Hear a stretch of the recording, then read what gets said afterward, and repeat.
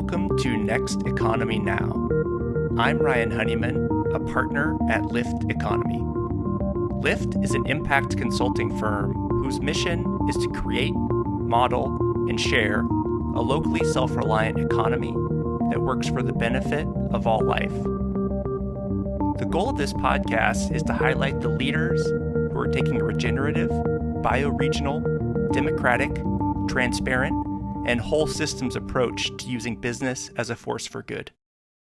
My guest on this episode is Mike Brady, President and CEO of Greyston. For over 30 years, Greyston Bakery has been a leading social enterprise using entrepreneurship to address the issues of generational poverty in low-income communities. Their manufacturing facility in Yonkers, New York, serves as a force for personal transformation and community economic renewal, while baking high-quality products for companies such as Ben & Jerry's, Whole Foods, and others. In our interview, Mike and I talk about a wide range of issues. For example, Mike's former career in internet startups, the books he most often gives as a gift, the thought leaders he looks to for inspiration, and why Greyston's Blondie Brownie altered my perception of reality.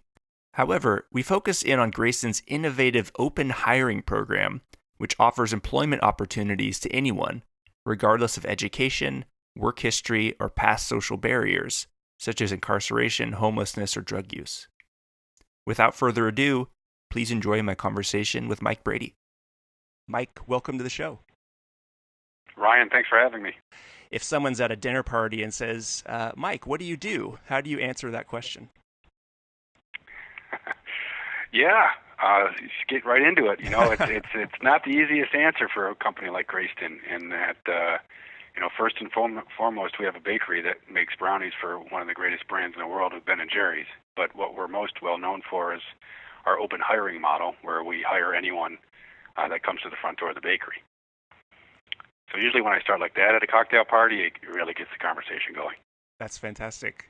And yeah, like one of the, Greyston Bakery, many people may know it as the chocolate fudge brownies in Ben & Jerry's chocolate fudge brownie ice cream.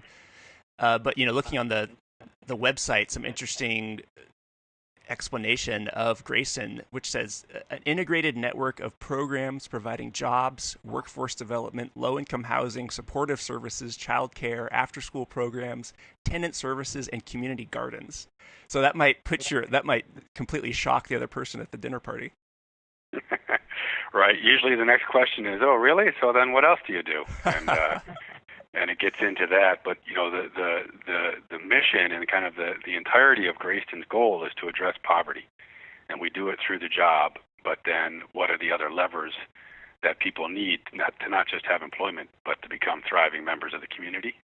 And that's where those additional programs come into play. So that the child care and the affordable housing, the community gardens, those items you mentioned, are all ways that we're trying to say, okay, if you have employment and you're working hard, what else do you need to go beyond that and become a real contributor in the community? So the part that many people don't know about Greyston and the bakery is that all of the profits from the bakery go to support those other services at Greyston. Got it. And so the program itself, all of those services, are they fully funded by the profits from Greyston Bakery? Is there any sort of nonprofit donations or government subsidization? There is.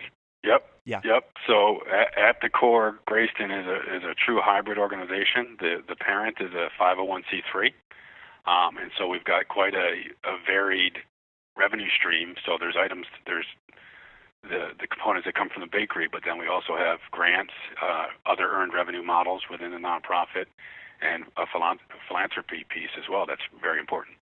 Great. And so what's your, before we launch into Greyston on a deeper level, how did you hear about Greyston? I read a little bit that you had a past in internet startups. So, what was your transition into, leading a Bakers for Good mission? Yeah, it's another good story in that, like many people, I had a pretty lengthy career doing one thing that I had decided I really wanted to change and contribute more to things that I valued. And along that same time, I was given a brownie as a gift. and product with purpose. It has a real power, and I'm a believer in that. And I saw the brownie and heard about this amazing visionary, Bernie Glassman, and Greyston is 20 minutes outside of Manhattan, where I was living at the time, and so I called up and volunteered. And then from there, I had a role on the board and various other positions, and now I feel quite fortunate to be leading Greyston forward at a time where I think there's great opportunity for an organization like ours. Fantastic.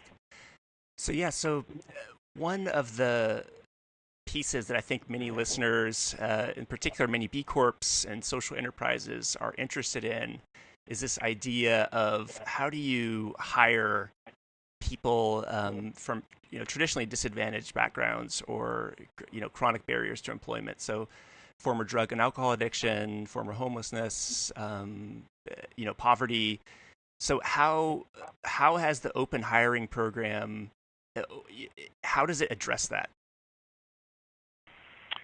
Yeah, well, certainly on the face of it, open hiring is pretty simple. You come into the bakery and we have a list, and you put your name on the list, and when we have a job available, we just take people's names right off the list, and we give them an opportunity. And that kind of is a remnant of Bernie's vision all along, which is based on non-judgment and really our focus on what people are capable of in the future. Obviously, there's a lot that then goes into our process of onboarding people, getting them trained. We're making world-class products for some of the greatest brands in the world, so we have some of the toughest food safety and food defense programs at the bakery. So we've got a pretty extensive training and apprenticeship program that take people that have never worked before and make them, major contributors on our production line. Great. So maybe walk me through, just for the benefit of me and other listeners. So I imagine I'm an applicant. I come in, I put my name on a list, and it's the first day. You call me and say, "Hey, come on in. We've got something for you." And I walk in the front door. Like, what's sort of the process that you guys start out with? Yeah, and that's where you get to running a social enterprise and the real joy in day-to-day that you get to see, which is those team members will come in and they'll sit down at a table expecting, or really actually not knowing what to expect, despite having been told, hey, you have an opportunity and we want to hire you and bring you on. There's still this thought that there's going to be an interview or there's going to be some type of filtering process. So what happens is people come in and we explain that this is a job now and these are the responsibilities that you have and that it's your job to keep. And these are the expectations. This is what needs to happen, and it runs the gamut from the way typical food safety things around the way you wear your uniform and work with the product, to the way you interact with your other team members, to the importance of showing up on time, and all of the things that then we empower people to be successful on the job, but we also explain that there's expectations, and from there, then the training just gets more and more detailed into what roles people may have and how they are going to be successsul on the factory floor. And is there an orientation process for folks, or they kind of immediately start working? Oh, no. A couple of days. Well, there's what we call the initial orientation, which is a day, and then there's training in a conference room, which is a couple of days, and then there's on the floor training, which can vary, and then after that, people are put into roles where they'll shadow people and get comfortable with what their role may be, and then they're given their shift work. Right. And if to things like, for example, if I have a child, or say I'm currently addicted to heroin, like how does your system address those needs? Yeah, that is the easiest way to explain is how would other organizations address it as well.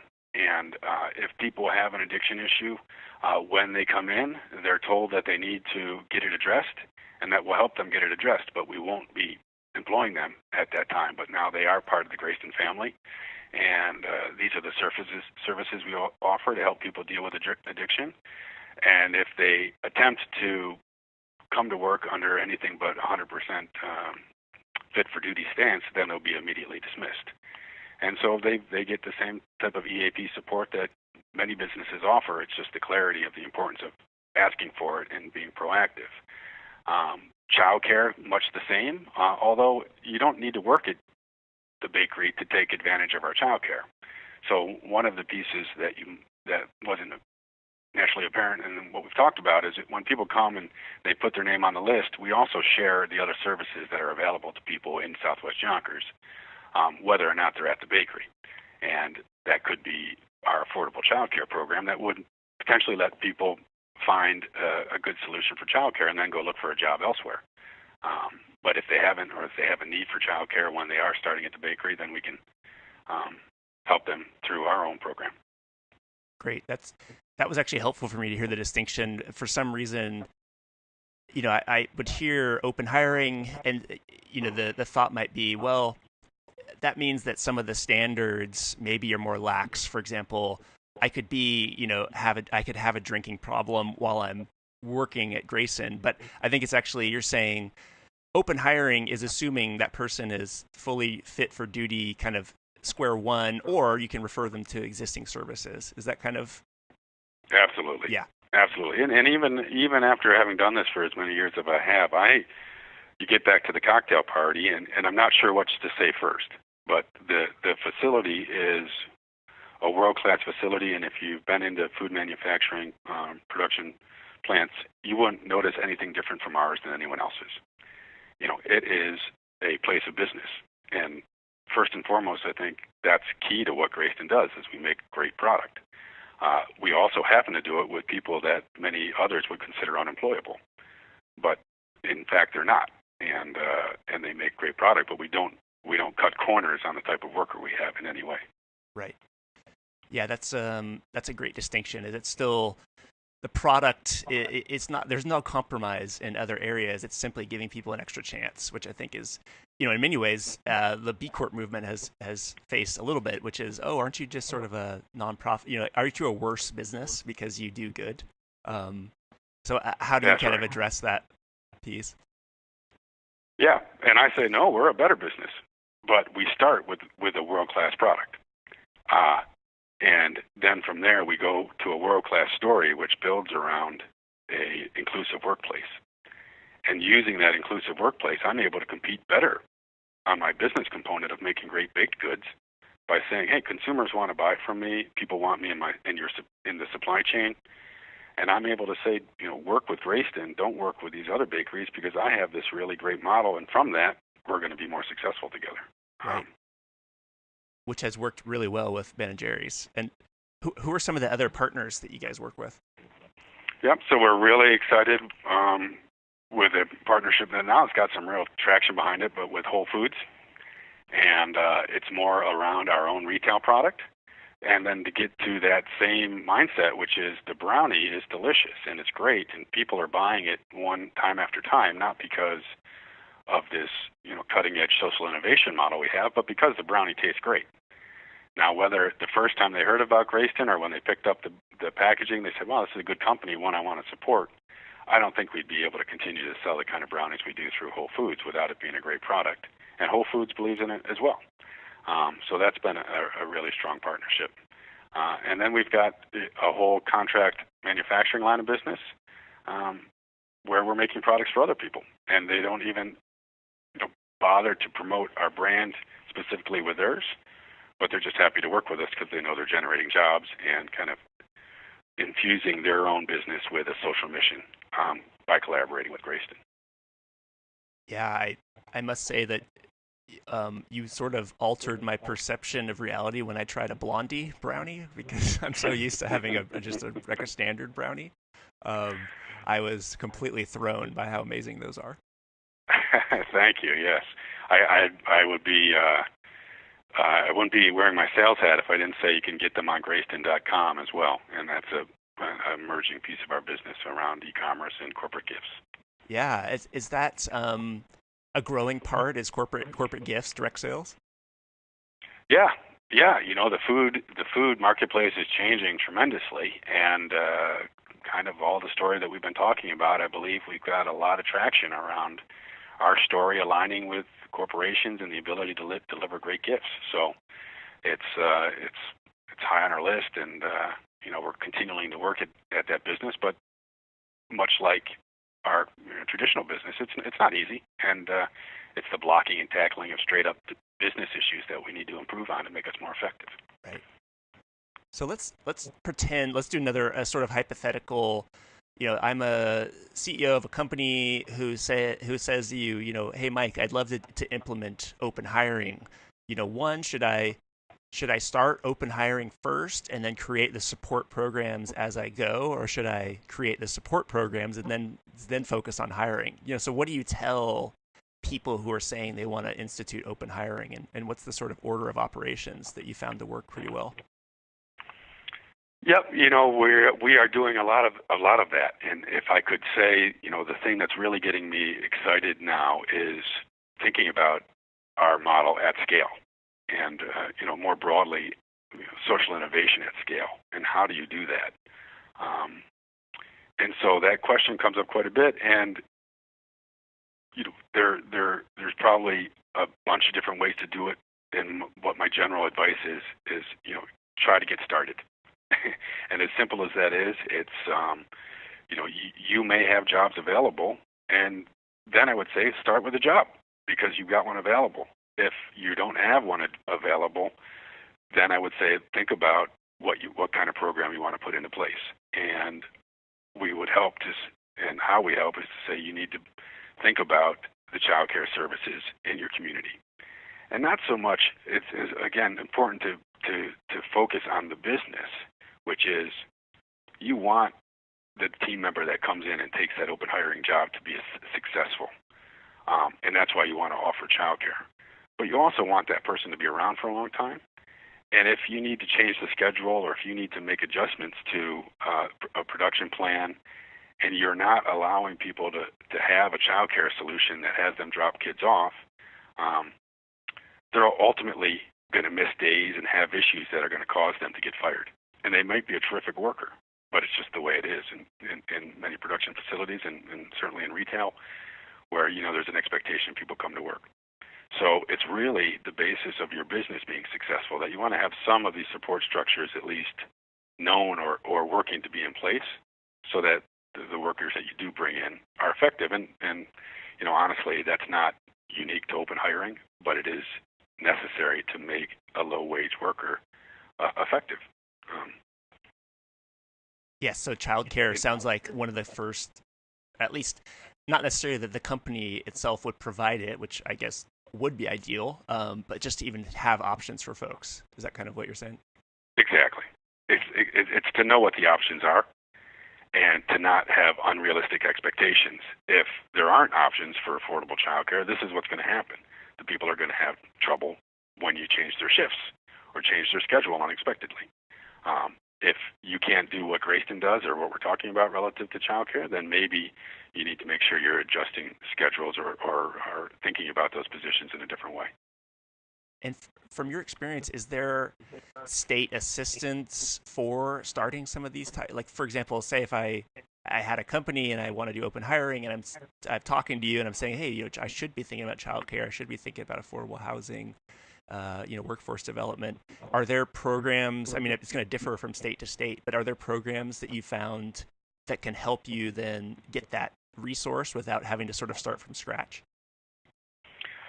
We want to believe that within every community there's child care support networks for people in low-income situations. I'm not an expert enough to say that that's true, certainly in most major metropolitan areas, but we don't want to limit this certainly to major metropolitan areas. We want to understand how this could work in rural areas also. And so that's some of the work that we're looking at relative to how we scale this and encourage other business leaders to use it. Relative to grants and all that is a state-by-state and a national opportunity for business leaders to think about how they can go after that. Right. And do you train, one of the folks I had on early in this podcast was Ari Weinswag from Zingerman's. And they're pretty famous now for. Actually, he was just out here in San Francisco training Heath Ceramics and Buy Right Market on visioning. And so, do you see Greyston as a potential business model, as sort of like a Greyston Training Institute on open hiring? Is that in the works? I love it, Ryan. Yes, and I love Ari and Zingerman's amazing model, and we are really, respect what they've done and what they're continuing to do, and I'd like to do the same. Absolutely. All right. Any plans to actually do it, or just more of like, yes, intentionally, that's a direction? We do have plans. Is this a secret announcement that I'm touching into? I'm trying to be coy and keep it to myself, but not because I don't want to share it, but I just want to make sure, when we launch and are in a place to be successful, that we do it well. Yeah. And so there are a lot of assets at Greyston that we're putting into play to do that. And I'm grateful that people think about it like you just did, Ryan, because it means organizations want to move in that direction. And frankly, the massive numbers of re-entering citizens that don't get job opportunities and then return to jail because they haven't really been given a true opportunity to be contributors in society is a real problem for our country. And we need people to think about open hiring, whether it's a derivative of what we do. We certainly don't think people have to do it just like we do, but we want to be an enabler, and we want to teach and train organizations absolutely on how they can think about it and integrate it into their businesses. We spoke about, before we started recording, we spoke a little bit about how you were in consulting, and I'm currently consulting. And I'm not saying you should have an answer for this, but one of the challenges just talking to business owners currently, they're saying, man, I'm having a hard time just hiring people, just quote unquote normal or sort of no barriers to employment people, and finding the right fit. And so, do you ever get pushback from folks saying, look, I'd love to do open hiring, but it's just I'm trying to just hire the sort of average people for my job? Yeah. Absolutely hear that as well. And there's now the situation too where the economy is doing pretty well, and so people are not as available at the same pace they were, which means we need to think about how to actually provide jobs to those in the community, unfortunately, that are considered unemployable. And why our model and the work we want to do, which is you're having a hard time finding good people, here's a process that we know delivers great people to your floor, in all sorts of businesses. So let's use it, and it's going to solve your problem, and it's also going to solve a problem in the community. Yeah. And so I guess this may tap into what you may be launching in the near future or future, but are there any current resources for folks? Has there been any, I looked a lot on your website, any case studies or documents that folks could say, hey, I'd love to sort of have a checklist or a sort of overview of the steps I should be thinking about? Yep. Not so easily available, like you said, but we're going to be working to change that. I'm always open, and when I say it on most every talk, if people want to get a hold of me or write to info@greyston.com, we can support as much as possible the interest in trying to do things, but we're quickly getting to a point where we want to be able to have things that are downloadable and make it much easier for people. And then I guess I'll turn the tables and say, if people want to get involved, yourself, Ryan, I know your team does great work on helping us to scale this out. We need that kind of help as well. Yeah, I love it. My background is actually prior to my life as a sort of green nerd or B Corp nerd, I was a criminal justice.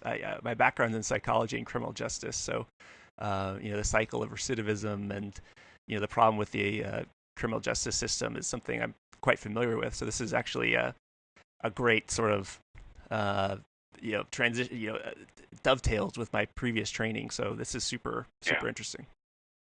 Yeah. And that's great. And we're finding a lot of that. And so our future strategy and where we're working towards is to try to harness the expertise of people like yourselves to say, hey, come and work with us at Greyston, help us to scale this model, help us to improve the model, and get it to a point where people hear of open hiring, they understand what it is, and they're working towards it within their organization, or at least are envisioning how it could happen in the future. Yeah. I heard a good quote the other day about the value of showing our scars and sort of also talking about what doesn't work in a way, just because I think one of the reasons some people I've spoken to about open hiring may be like, well, I'm a little skeptical, is because they also don't really know what some of the mistakes are, what goes wrong. I mean, and that's probably something you'll address in some content, it sounds like you're creating. But are there sort of mistakes or key learnings that you think companies who are thinking about this should be aware of to kind of keep their eye on? I'm going to answer it in two ways, because the other aspect that people are also skeptical about, which is, oh my God, this must be such a pain and so crazy, and it's not. We don't have a record of theft. We don't have a record of violent behavior, zero, in fact.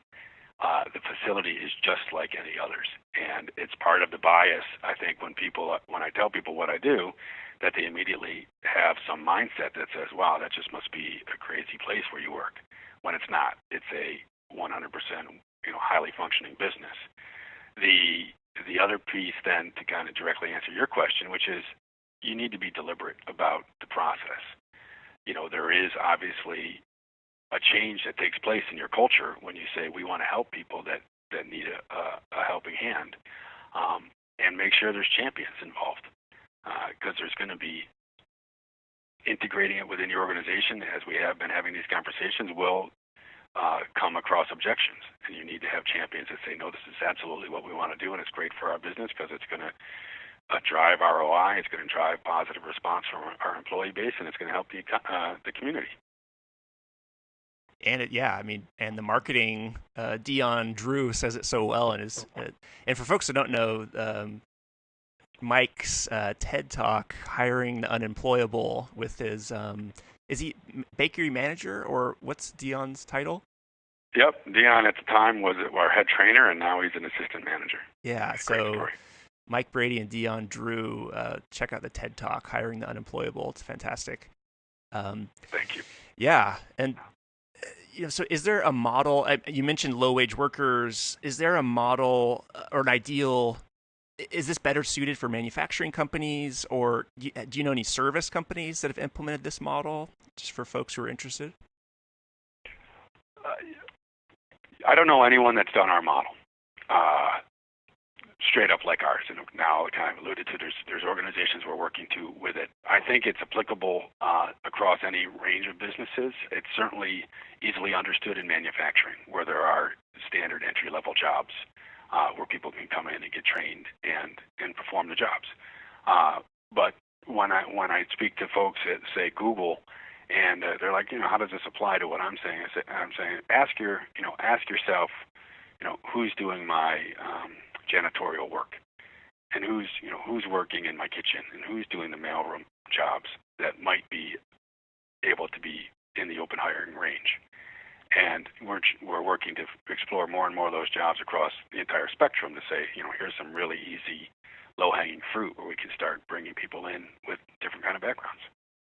Right, and even for the Google example, it could be starting them off maybe in the kitchen and then giving them some coding training, getting them to be coders. Yep, I love it. That's exactly the process and what we do at Greyston, which is there's a lot of paths forward. Some are within Greyston, but many of them are outside of Greyston.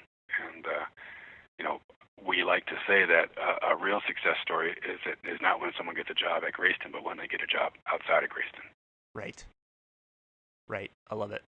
Yeah, I talked to the folks from Cascade Engineering, who I'm sure you're familiar with, within the B Corp community. Yeah. And they're sort of, I love the way they framed it. It's a lot of folks who work for Cascade are originally on welfare, and it's not a welfare to job. They call it welfare to career, because they want to prepare people for a career that's purposeful and helps them learn and grow. So I think there's this sort of bias towards, oh, we should just, give low wage workers any job. But it's like if you kind of craft it towards like what is a career that's towards learning and growing, I think it's probably going to be much more successful. Yeah, they do amazing work, and we believe the same thing. I don't want people to leave Greyston for a job that's worse than the future if they were to stay at Greyston. It needs to be something better. Yeah. So what if we pivot slightly to this? I asked some of the CEOs on this podcast, just on the larger picture. You were a consultant too, so here's my cheesy consulting question: is what are the top 2 to 3 things that keep you up at night about Greyston? Yeah. I'd say it's somewhat perhaps ironic, but it's finding good people. We're growing in a lot of ways. We're growing our bakery business, and we're growing on the nonprofit side in our programs and the work you were alluding to around how do we train and support other organizations. And I need to find managers or leaders that can help me run these programs that understand the importance of our business and how we want to scale open hiring, and then also do it in a mission-based way with the same kind of compassion and commitment to our heritage that I have and our other leaders do. So we're constantly looking for smart people that can join the team. That's one big one, and I'd say the other one is pace of change. And I've been, as I alluded to earlier, so grateful for this opportunity because there is so much interest in Greyston, and at all levels, from real serious leaders within Unilever to other Fortune 150s to the government. I had the amazing opportunity to go to the White House 3 weeks ago as part of the Fair Chance Business Pledge. And I want to make real change, and I think there is the opportunity to do that. I need to make sure I manage the pace that we execute on it effectively for the organization, and not miss opportunities for us to really make impact. And that kind of thing keeps me up at night. Wow, now I can tell you're a real business that has similar problems to any other businesses. How do I hire the best people, and then how do I manage change? I mean, that's actually reaffirming. Yeah, there you go. Good. Well, great. Did you get to meet President Obama or? Yeah, I was with the Attorney General, and I thought the president may have shown up, but he didn't come for that. But it was a great day anyway. Fantastic. Yeah. So looking towards the future,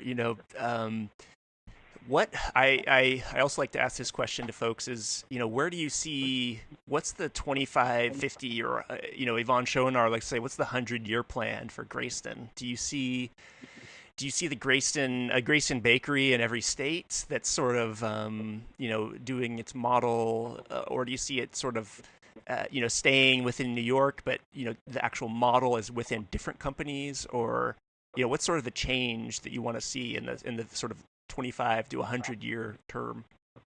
100 years is a long time. Yeah. That's for sure. But in my lifetime, I hope there's a lot more equity in the world.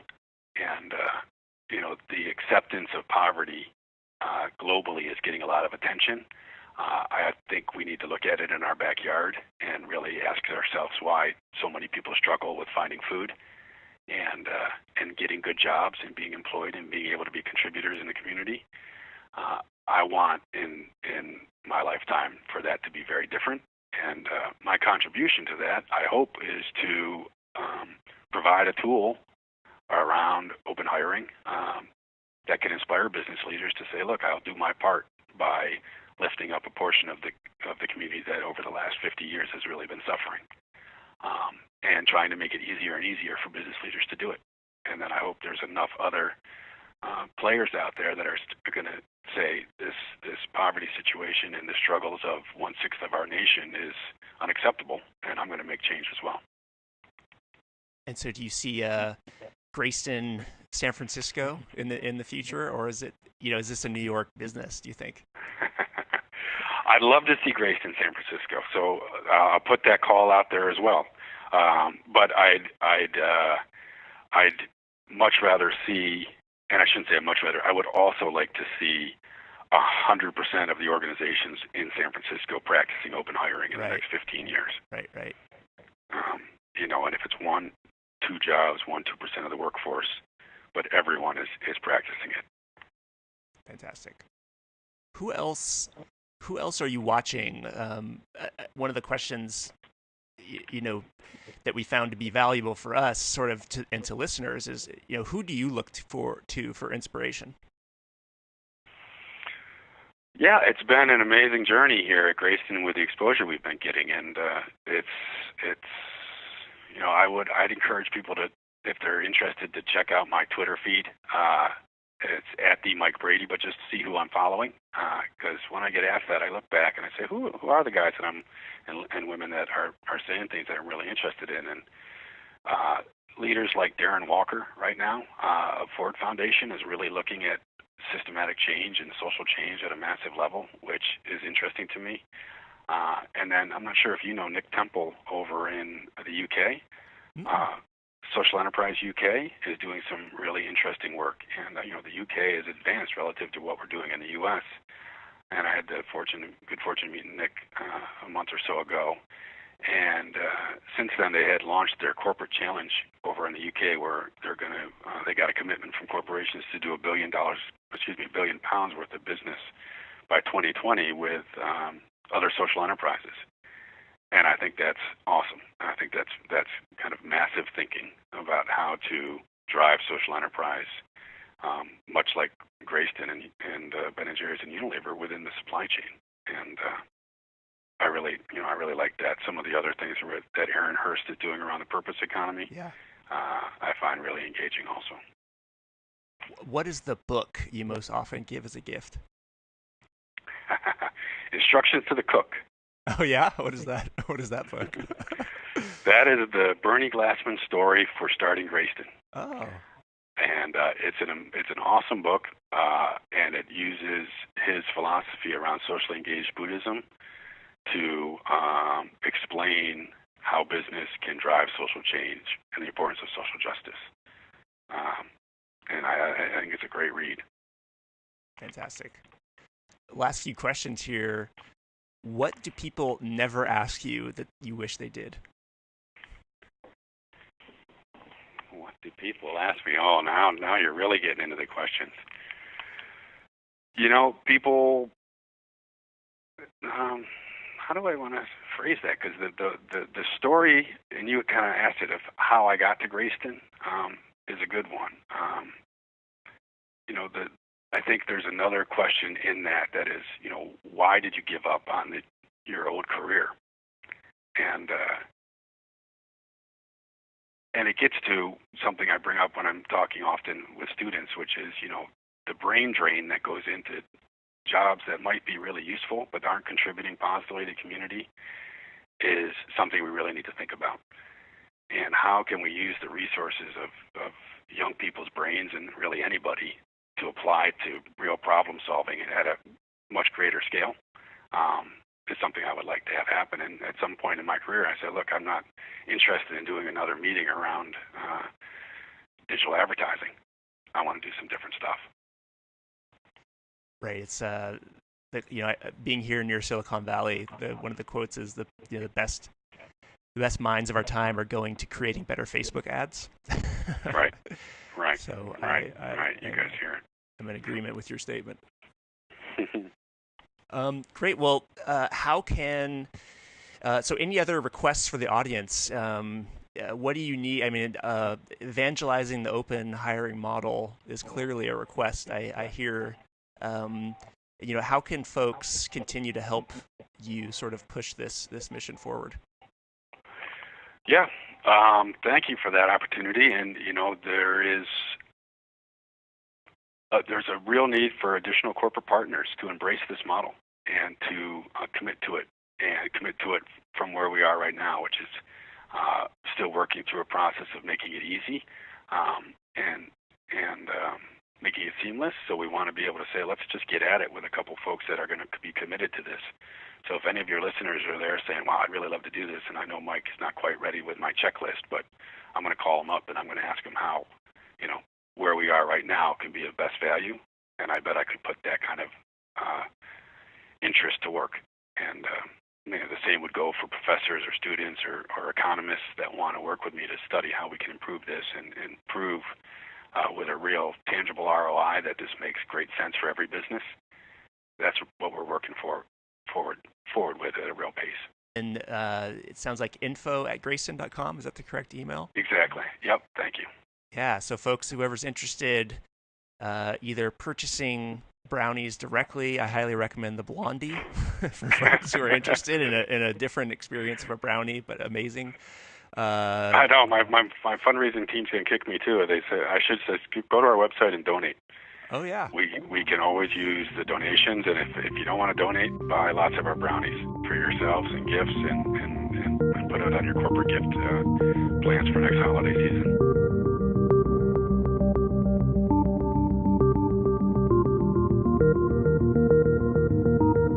Next Economy Now is a production of Lift Economy. To listen to all of our past episodes, visit www.lifteconomy.com. You can also subscribe to this podcast in iTunes, Overcast, Stitcher, or wherever you get your podcast. Once again, thanks for listening.